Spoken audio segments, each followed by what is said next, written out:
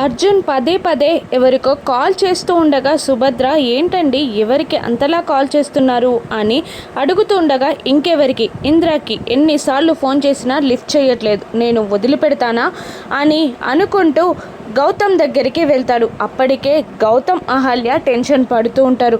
Phone lift చేసేదాకా sir ఊరుకునేలా లేరు కదా గౌతమ్ గారు అని అహల్య భయంగా గౌతమ్ని అంటూ ఉంటుంది.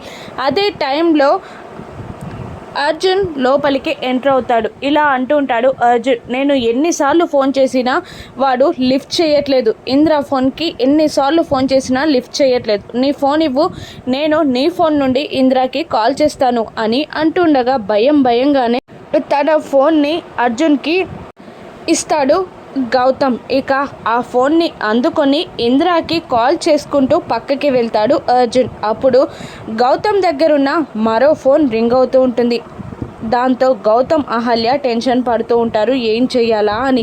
అర్జున్ అప్పుడు అనుమానంగా గౌతమ్ దగ్గరికి వస్తాడు. ఇప్పుడు ఆ ఫోన్ ఎవరిది అని అడిగితే గౌతమ్ ఏం ఆన్సర్ చేస్తాడు, ఇంద్ర ఫోన్ గౌతమ్ దగ్గర ఎందుకుందని అర్జున్ పసిగడతాడా, ఇంద్ర చావు విషయం అర్జున్ తెలుసుకుంటాడా, రాను ఎపిసోడ్స్లో చూద్దాం. Thank you for watching.